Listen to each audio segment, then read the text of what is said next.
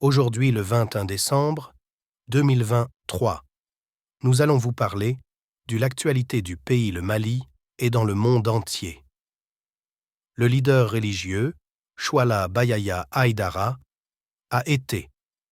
finalement placé sous mandat de dépôt et transféré à la maison centrale d'arrêt de Bamako. Le 20 décembre 2023, après avoir été présenté mardi au procureur Adama Coulibaly du pôle spécialisé de la lutte contre la cybercriminalité du tribunal de la commune 6. Alors que ses fidèles étaient nombreux devant la brigade d'investigation judiciaire, BIJ, il a été conduit discrètement à la MCA le matin du 20 décembre aux environs de 11h30. Il est accusé d'atteinte au crédit de l'État et de la diffusion de propos mensongers de nature à troubler l'ordre public. Alors que son jugement est fixé au 12 mars 2024, l'appel du 20 février a appelé à sa libération immédiate. La Kémas de l'imam Mahmoud Dicko lui a également apporté son soutien. Le Haut Conseil islamique dont il est membre a convoqué une réunion extraordinaire mercredi, dont les conclusions ne sont pas encore connues. Dans une récente vidéo, il a dénoncé ce qu'il qualifie de détention arbitraire, notamment concernant Razba, Rose Doumbia dit « vie chère », mais également Madame Bouhar et Fili Sissoko. Nous apprenons récemment qu'il a été transféré à la prison de Kenyoroba, une 50aine de kilomètres de Bamako. L'Algérie a convoqué, aujourd'hui, jeudi 21 décembre 2023, l'ambassadeur du Mali à Algérie, au sujet des derniers développements de la situation dans ce pays. Ceci intervient 24 heures après la convocation par les autorités de Bamako de l'ambassadeur d'Algérie au Mali,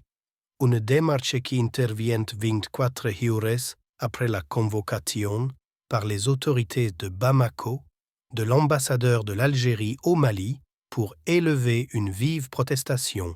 par rapport à ce qu'elle considère des actes inamicaux posés par les autorités algériennes sous le couvert du processus de paix au Mali.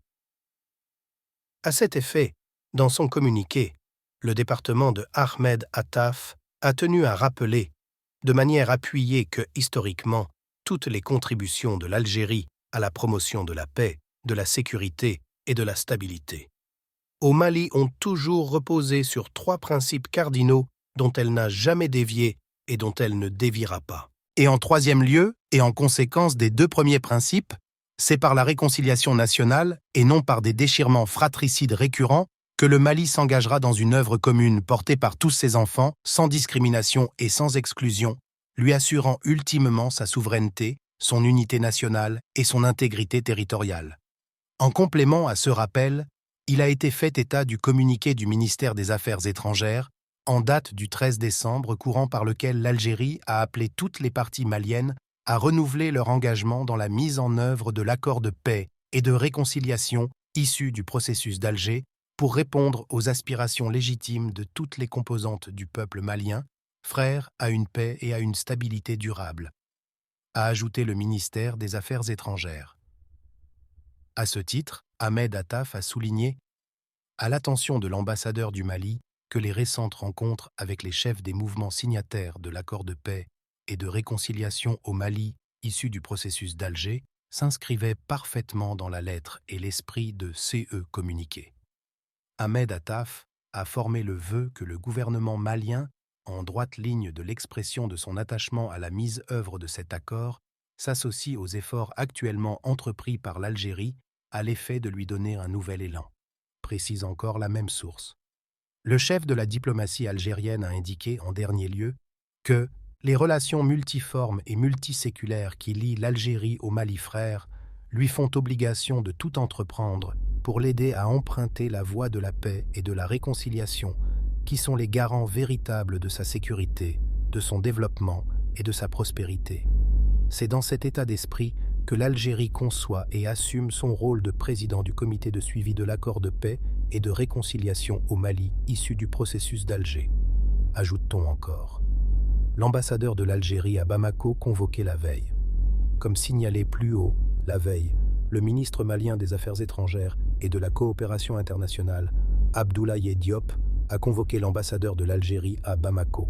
El Hawes Riach, pour élever une vive protestation du gouvernement de la République du Mali suite aux récents actes inamicaux posés par les autorités algériennes sous le couvert du processus de paix au Mali, comme signalé dans un communiqué de la diplomatie malienne. Le ministre malien des Affaires étrangères,